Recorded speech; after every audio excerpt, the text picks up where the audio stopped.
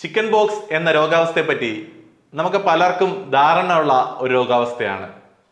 Varicella zoster എന്ന virus കാരണമാണ് ഇത്തരത്തിൽ ചിക്കൻ ബോക്സ് നമ്മെ ബാധിക്കുന്നത്.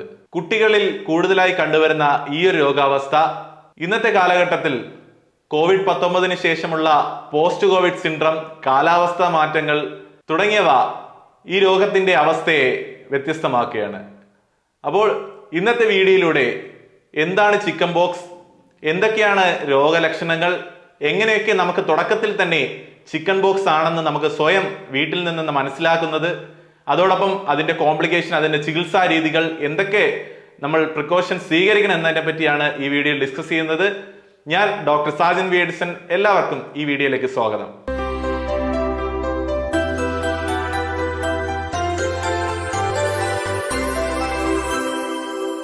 ചിക്കൻ ബോക്സ് എന്ന് പറയുന്നത് ഇൻഫെക്ഷൻ, വാരിസെല്ല സോസ്റ്റർ എന്ന വൈറസ് കാരണം കുട്ടികളിലും കൂടുതലായിട്ട് അഫക്റ്റഡ് ആവുന്ന ഒരു ഇൻഫെക്ഷ്യസ് കണ്ടേജിയസ് ഡിസീസാണ്. ശരീരത്തിൽ ചുവന്ന് ബ്ലിസ്റ്റർ പോലെ, കുമിളകൾ പോലെയുള്ള റാഷസും സ്കാബ്സും ഒക്കെ ഫോം ചെയ്തുകൊണ്ട് ചൊറിച്ചിലൊക്കെ ഉണ്ടാക്കുന്ന ഒരു സ്കിൻ കണ്ടീഷൻ രൂപപ്പെടുകയും പല സ്റ്റേജുകളിലൂടെ കടന്നു പോകുന്ന ഒരു ഇൻഫെക്ഷ്യസ് ആയിട്ടുള്ള ഒരു ഡിസീസാണ് ചിക്കൻ ബോക്സ്. മുൻകാലങ്ങളിൽ ചിക്കൻ ബോക്സ് വളരെയധികം വേഗത്തിൽ പടർന്നുകൊണ്ടിരുന്ന ഒരു കാലഘട്ടം ഉണ്ടായിരുന്നു. എന്നാൽ വാക്സിനേഷൻ ഷെഡ്യൂളിൽ ചിക്കൻ ബോക്സിനെതിരെയുള്ള വാക്സിൻ ഉൾപ്പെടുത്തിയതിനു ശേഷം ഇന്ന് വളരെയധികം കേസുകൾ കുറഞ്ഞു വരുന്നെങ്കിൽ പോലും പോസ്റ്റ് കോവിഡ് സിൻഡ്രോമും കാലാവസ്ഥ വ്യതിയാനവും കാരണം ഇത്തരത്തിൽ ചിക്കൻ ബോക്സിന്റെ രോഗാവസ്ഥയിലും പലതരത്തിലുള്ള മാറ്റങ്ങൾ ഉണ്ടാകാറുണ്ട്. അതുകൊണ്ട് തന്നെ കൃത്യമായിട്ടുള്ള ട്രീറ്റ്മെന്റ് എടുത്തില്ല എന്നുണ്ടെങ്കിൽ, തുടക്കത്തിൽ തന്നെ ചിക്കൻ ബോക്സിനെ വേണ്ട രീതിയിൽ ട്രീറ്റ് ചെയ്തില്ലെങ്കിൽ പലതരത്തിലുള്ള കോംപ്ലിക്കേഷനിൽ പോകാനുള്ള സാധ്യതയും വളരെയധികം കൂടുതലാണ്.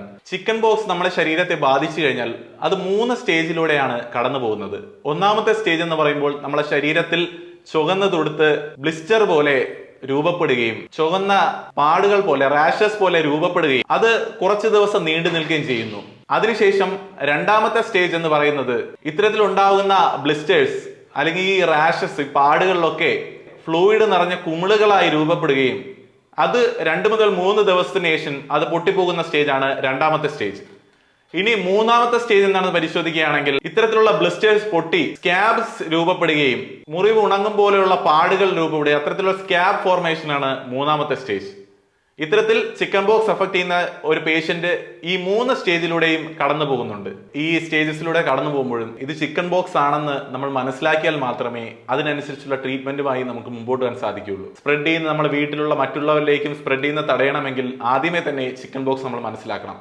അപ്പോൾ ഇത്തരത്തിലെ കുമിളുകൾ പോലെ, ഫ്ലൂയിഡ് നിറഞ്ഞ കുമിളുകൾ പോലെ നമ്മുടെ ശരീരത്തിലെ റാഷസ് വരുമ്പോൾ ആദ്യമായി തന്നെ നമ്മുടെ മുഖത്തും ചെസ്റ്റിലും പുറം ഭാഗത്തുമാണ് ഇത്തരത്തിൽ കുമിള പോലെയുള്ള അല്ലെങ്കിൽ ഇത്തരത്തിലുള്ള ചുവന്ന ബ്ലിസ്റ്റേഴ്സും റാഷസും ഒക്കെ ആദ്യം കാണപ്പെടുന്നത്. സിംറ്റംസ് കാണപ്പെടുമ്പോൾ തന്നെ നമ്മൾ ചിക്കൻ ബോക്സ് ആണോ ഇല്ലയോ എന്ന് വേർതിരിക്കേണ്ടത് അത്യാവശ്യമാണ്. ഇത്തരത്തിൽ മുഖത്തിലും ചെസ്റ്റിലും പുറം ഭാഗത്തുമൊക്കെ തുടങ്ങുന്ന ഈ റാഷസ് പിന്നെ ശരീരത്തിൽ മുഴുവൻ ഫ്ലൂയിഡ് നിറഞ്ഞ ബ്ലിസ്റ്റേഴ്സ് രൂപപ്പെടുകയും അത് സ്പ്രെഡ് ചെയ്യുകയും ചെയ്യാറാണ് ഉണ്ടാകുന്നത്. അതിനുശേഷം ഇത്തരത്തിലുള്ള 3 സ്റ്റേജും ഉണ്ടാകാറുണ്ട്.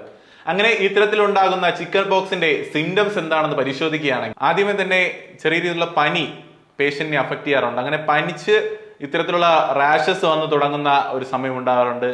ഭയങ്കരമായിട്ടുള്ള ക്ഷീണവും തലവേദനയും വയറുവേദനയൊക്കെ ഉണ്ടാകാറുണ്ട്. സ്കിന്നിനുണ്ടാകുന്ന ചൊറിച്ചിലും ബ്ലിസ്റ്ററുകളും പാടുകളും ഒക്കെ ചിക്കൻ ബോക്സിന്റെ സിംറ്റംസ് ആയി നമ്മൾ കണക്കാക്കാറുണ്ട്. ഫ്ലൂയിഡ് നിറഞ്ഞ കുമിളകൾ പോലുള്ള ബ്ലിസ്റ്റേഴ്സും ആ ബ്ലിസ്റ്റേഴ്സ് ബ്രേക്ക് ചെയ്യുമ്പോഴുള്ള സ്കാബ് ഫോർമേഷനും പ്രത്യേകമായുള്ള പാടുകളൊക്കെ ചിക്കൻ ബോക്സിന്റെ സിംറ്റംസ് ആണ്.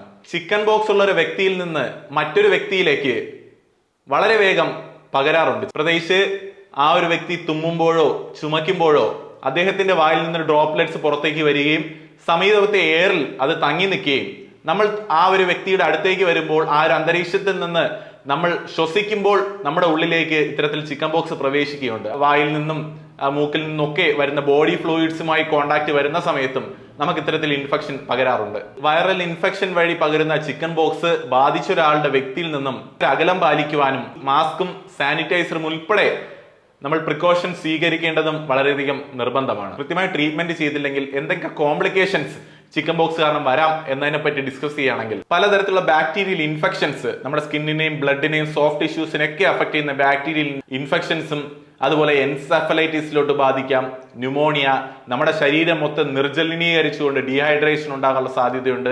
അതുപോലെ തന്നെ ബ്ലഡ് ക്ലോട്ടിങ്ങിൽ പലതരത്തിലുള്ള ബുദ്ധിമുട്ടുകൾ നേരിടാം, ലിവറിനെ അത് സാരമായി ബാധിച്ചേക്കാം. ഇത്തരത്തിൽ ചിക്കൻ ബോക്സ് കൃത്യമായി ട്രീറ്റ്മെന്റ് ചെയ്തില്ലെങ്കിൽ നമ്മൾ പലതരത്തിലുള്ള സീരിയസ് ആയിട്ടുള്ള കണ്ടീഷൻസിലേക്ക് വളരെയധികം കോംപ്ലിക്കേഷൻസിലേക്ക് എത്താവുന്ന ഒരു സാധ്യതയുണ്ട്. അതുപോലെ തന്നെ കൃത്യമായിട്ടുള്ള പ്രിക്കോഷൻ സ്വീകരിക്കാത്തവരിൽ, ഉദാഹരണത്തിന് അമ്മമാരൊക്കെ ചിക്കൻ ബോക്സിനെതിരെയുള്ള വാക്സിൻ സ്വീകരിക്കാത്ത അമ്മമാരുടെ കുട്ടികൾക്ക്, അതുപോലെ തന്നെ പ്രഗ്നന്റ് ആയിരിക്കുന്ന സ്ത്രീകളിൽ, ഇമ്മ്യൂണിറ്റി റിലേറ്റഡ് ആയിട്ടുള്ള പലതരത്തിലുള്ള രോഗങ്ങളുള്ളവരിൽ, ക്യാൻസർ, HIV, അതുപോലെ തന്നെ കീമോതെറാപ്പി ചെയ്യുന്നവരിൽ, ഓർഗൻ ട്രാൻസ്പ്ലാന്റ് ചെയ്യുന്നവരിലൊക്കെ ഇത്തരത്തിൽ ചിക്കൻ ബോക്സിന്റെ പലതരത്തിലുള്ള കോംപ്ലിക്കേഷൻസിലോട്ട് പോകാനുള്ള സാധ്യതയുണ്ട്. ഭൂരിഭാഗം പേരിലും ചിക്കൻ ബോക്സ് അധികം കോംപ്ലിക്കേഷൻ ഉണ്ടാകാത്ത ഒരു രോഗാവസ്ഥയാണ്. ഇമ്മ്യൂണിറ്റി ഉള്ളവരിലും നമ്മുടെ ആരോഗ്യം നല്ലതുപോലെ ഉള്ള അഡൽസിനും വളരെ കോംപ്ലിക്കേഷൻ ഉണ്ടാകാറില്ല. എന്നാൽ മേൽ പറഞ്ഞ കണ്ടീഷനിലും അതുപോലെ തന്നെ നമ്മുടെ ഇമ്മ്യൂൺ സിസ്റ്റം ഒക്കെ അധികം വീക്കായവരിലും പലതരത്തിലുള്ള റിലേറ്റഡ് ആയിട്ടുള്ള ഡിസീസ് ഉള്ളവരിലും കോംപ്ലിക്കേഷൻ ഉള്ളവരൊക്കെ ചിക്കൻ ബോക്സ് വന്നു കഴിഞ്ഞാൽ അതൊരു മരണകാരണം വരെ വരാനുള്ള സാധ്യതയും കൂടുതലാണ്. ഇത്തരത്തിൽ നമുക്കുണ്ടാകുന്ന പലതരത്തിലുള്ള ലക്ഷണങ്ങൾ വെച്ചും നമ്മുടെ ആ ഒരു സ്കിന്നിലുണ്ടാകുന്ന മാറ്റങ്ങൾ വെച്ചും നമ്മൾ ചിക്കൻ ബോക്സ് എന്ന് മനസ്സിലാക്കിയാൽ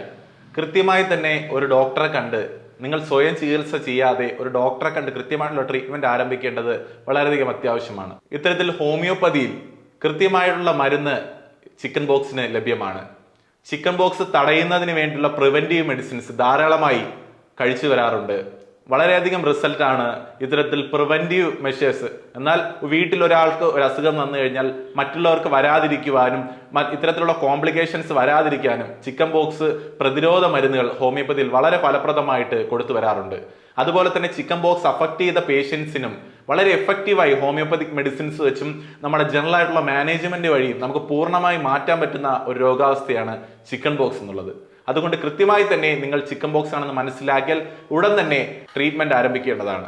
ഇനി ചിക്കൻ ബോക്സ് വന്ന ആൾക്ക് എന്തൊക്കെ മാനേജ്മെന്റ്, ജനറൽ ആയിട്ടുള്ള മെഡിസിൻ കഴിക്കുന്നതിനോടൊപ്പം എന്തൊക്കെ രീതിയിലുള്ള മാനേജ്മെന്റ് ചെയ്ത് ഉടൻ തന്നെ നമുക്ക് ചിക്കൻ ബോക്സ് മാറ്റാമെന്ന് പരിശോധിക്കുകയാണെങ്കിൽ, ചിക്കൻ ബോക്സ് വന്ന ആള് 2 ആഴ്ച അല്ലെങ്കിൽ ചിക്കൻ ബോക്സിന്റെ കാലാവധി തീരുന്നത് വരെ കൃത്യമായിട്ടുള്ള റെസ്റ്റ് എടുക്കുകയും ആവശ്യത്തിന് വെള്ളം കുടിച്ച് ഹൈഡ്രേറ്റ് ആവുകയാണ് ഒന്നാമതായി നമ്മൾ ശ്രദ്ധിക്കേണ്ട കാര്യം.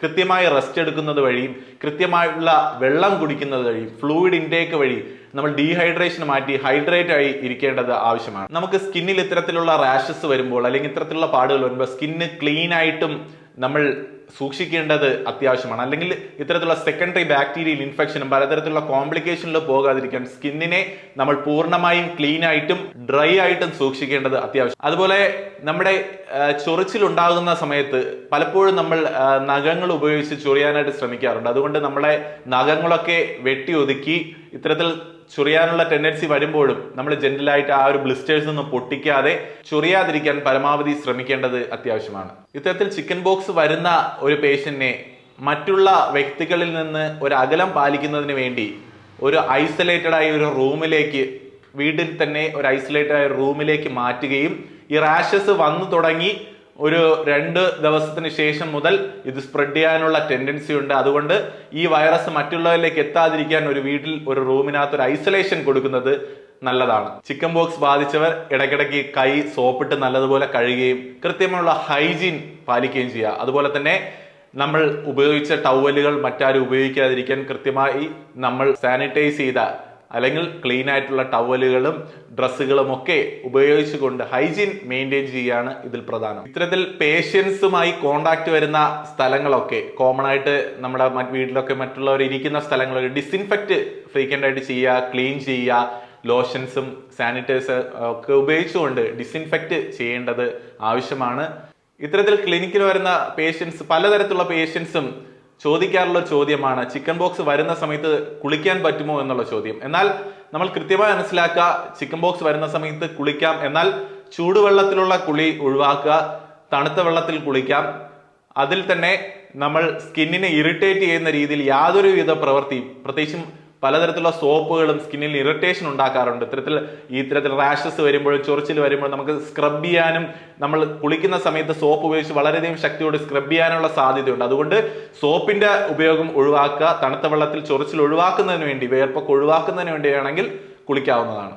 പിന്നെ പല പേഷ്യൻസും ചോദിക്കാറുള്ളതാണ്, ചിക്കൻ ബോക്സ് എത്ര ദിവസം മുതൽ എത്ര ദിവസം വരെ നമ്മൾ സൂക്ഷിക്കണം, മറ്റുള്ളവരിലേക്ക് പകരാതിരിക്കുവാനും അതുപോലെ തന്നെ ഈ ഇത്തരത്തിലുള്ള വൈറസ് നമ്മൾ അഫക്റ്റ് ചെയ്യാനും സാധ്യത എപ്പോഴോട്ടെന്ന് ചോദിക്കുകയാണെങ്കിൽ അതിനുള്ള ഉത്തരം എന്ന് പറയുന്നത്, നമുക്ക് ഇത്തരത്തിലുള്ള റാഷ് വരുന്നതിന് 2 ദിവസം മുൻപേ മുതൽ റാഷ് വന്നു തുടങ്ങി, ആദ്യത്തെ റാഷ് നമ്മുടെ സ്കിന്നിൽ വന്നു തുടങ്ങി 7 ദിവസം വരെയാണ് ഇതിന്റെ ഇൻഫെക്ഷൻ പീരീഡ് പറയുന്നത്. എങ്കിൽ പോലും നമ്മൾ കൃത്യമായ ഒരു ഐസൊലേഷൻ പാലിച്ചുകൊണ്ട് പരമാവധി ഒരു 1-1.5 ആഴ്ച വരെ മറ്റുള്ളവരായിട്ട് കോണ്ടാക്ട് വരാതിരിക്കേണ്ടത് നമ്മൾ ശ്രദ്ധിക്കേണ്ടതാണ്. ഇനി ഇത്തരത്തിൽ മറ്റൊരു ചോദ്യം പല രോഗികളും ചോദിക്കാറുള്ളതെന്ന് വെച്ച് കഴിഞ്ഞാൽ, പ്രഗ്നൻസി പീരീഡിൽ ചിക്കൻ ബോക്സ് വന്നു കഴിഞ്ഞാൽ എന്തെങ്കിലും കോംപ്ലിക്കേഷൻസ് ഉണ്ടോ എന്നുള്ളതാണ്.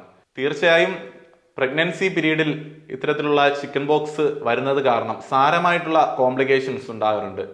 പ്രത്യേകിച്ചും ആദ്യത്തെ 8 മുതൽ 20 ആഴ്ച വരെയുള്ള സമയത്ത് വന്നു കഴിഞ്ഞാൽ വളരെ സീരിയസ് ആയിട്ടുള്ള കോംപ്ലിക്കേഷൻസ് ഉണ്ടാകാനുള്ള സാധ്യതയുണ്ട്. അങ്ങനെ വരുമ്പോൾ കൺജനിറ്റൽ വാരിസെല്ല സിൻഡ്രം എന്നൊരവസ്ഥ ബാധിക്കാറുണ്ട്. കുഞ്ഞ് ജനിക്കുന്നതിന് 5 ദിവസം മുൻപെയോ അല്ലെങ്കിൽ ജനിച്ച് 2 ദിവസത്തിന് ശേഷമോ ഇത്തരത്തിലുള്ള ഇൻഫെക്ഷൻ വരുന്ന സമയത്ത് അത് നിയോനാറ്റൽ വാരിസെല്ല എന്ന രീതിയിൽ അഫക്റ്റ് ചെയ്യാറുണ്ട്.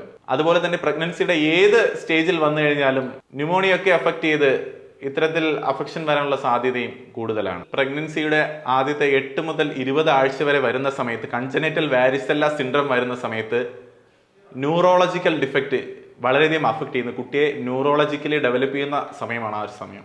ആ ഒരു സമയത്തുണ്ടാകുമ്പോൾ ന്യൂറോളജിക്കലായുള്ള പ്രശ്നങ്ങൾ ഉണ്ടാകുകയും ക്യൂട്ടേനിയസിലുള്ള സ്കാറിങ്, അതുപോലെ തന്നെ ഓക്കുലർ കണ്ണുകളിലൊക്കെ ബാധിക്കുന്ന രീതിയിലുള്ള ഒരു കോംപ്ലിക്കേഷനിലേക്ക് പോകാറുമുണ്ട്. അത്തരത്തിൽ ഓക്കുലർ മാനിഫെസ്റ്റേഷൻ ഉൾപ്പെടെ, ക്യൂട്ടേനിയസ് മാനിഫെസ്റ്റേഷൻ ഉൾപ്പെടെ, ന്യൂറോളജിക്കൽ മാനിഫെസ്റ്റേഷൻ ഉൾപ്പെടെ കൺജനിറ്റലായിട്ട് കുട്ടിക്ക് പലതരത്തിലുള്ള ബുദ്ധിമുട്ടുകൾ ഉണ്ടാകാനുള്ള സാധ്യത നിലനിൽക്കുകയാണ്. അതുപോലെ തന്നെ കുഞ്ഞ് ജനിക്കുന്ന സമയത്ത് അത്തരത്തിലുള്ള ഒരു ഇൻഫെക്ഷൻ, നിയോനാറ്റൽ വാരിസെല്ല വരുന്ന സമയത്ത് അതൊരു കുട്ടിയുടെ ജീവിതം തന്നെ അപകടത്തിലാക്കുന്ന രീതിയിലുള്ള ഒരു ഇൻഫെക്ഷ്യസ് കണ്ടീഷനായി മാറുന്ന ഒരു അവസ്ഥയുമുണ്ട്. ഏർലി ആന്റിവൈറൽ തെറാപ്പി വഴിയും അതുപോലെ പോസ്റ്റ് എക്സ്പോഷർ ആന്റിവൈറൽ തെറാപ്പി വഴിയൊക്കെ കൃത്യമായുള്ള വാക്സിനേറ്റഡും ഇമ്മ്യൂൺ ബൂസ്റ്ററും ഇമ്മ്യൂൺ ഗ്ലോബലിനും ഒക്കെ പ്രഗ്നൻസി പീരീഡിൽ കൃത്യമായുള്ള ട്രീറ്റ്മെന്റ് വഴി ഒരു പരിധിവരെ നമുക്ക് തടയാൻ സാധിക്കും. ഇന്നത്തെ വീഡിയോയിലൂടെ എന്താണ് ചിക്കൻ ബോക്സ്, എങ്ങനെ നമുക്ക് ചിക്കൻ ബോക്സ് വരുന്നു, എങ്ങനെയൊക്കെ നമ്മളിൽ പലതരത്തിലുള്ള ലക്ഷണങ്ങൾ ഉണ്ടാവുന്നു, എങ്ങനെയൊക്കെ നമുക്ക് മാനേജ് ചെയ്യാം, എന്തൊക്കെ കോംപ്ലിക്കേഷൻസ് ഇത് കാരണം ഉണ്ടാവുന്നു, എങ്ങനെയൊക്കെ നമുക്ക് പരിഹരിക്കാമെന്നതിനെ പറ്റി ഡീറ്റെയിൽ ആയിട്ട് നമ്മൾ ഡിസ്കസ് ചെയ്ത് കഴിഞ്ഞു. ഈ ഒരു സബ്ജക്റ്റിനെ പറ്റി എന്തെങ്കിലും നിങ്ങൾക്ക് സംശയമുണ്ടെങ്കിൽ താഴെ കാണുന്ന ഫോൺ നമ്പറുമായി ബന്ധപ്പെടാം, അല്ലെങ്കിൽ താഴെ കമന്റുകളായിട്ടോ മെയിൽ മുഖേനോ നിങ്ങൾക്ക് ബന്ധപ്പെടാവുന്നതാണ്. ഇത്തരത്തിൽ ചിക്കൻ ബോക്സിന്റെ പ്രതിരോധ മരുന്നുകളോ അതോടൊപ്പം ചിക്കൻ ബോക്സിന്റെ ട്രീറ്റ്മെന്റോ അതോ ഇതുമായിട്ട് ബന്ധപ്പെട്ട എന്തെങ്കിലും ട്രീറ്റ്മെന്റോ ഓൺലൈൻ കൺസൾട്ടേഷനോ വേണമെങ്കിൽ നിങ്ങൾക്ക് അപ്പോയിന്റ്മെന്റും ഈ താഴെ കാണുന്ന നമ്പർ വഴി ബുക്ക് ചെയ്യാവുന്നതാണ്. ഇനി മറ്റൊരു വീഡിയോയുമായി നിങ്ങളുടെ മുമ്പിൽ എത്താൻ ആഗ്രഹിക്കുകയാണ്. എന്തെങ്കിലും സജഷൻസ് ഉണ്ടെങ്കിൽ നിങ്ങൾക്ക് താഴെ കമന്റ് ചെയ്യാവുന്നതാണ്. ഇനി മറ്റൊരു വീഡിയോയുമായി കാണുന്നവരേക്കും എല്ലാവർക്കും നന്ദി.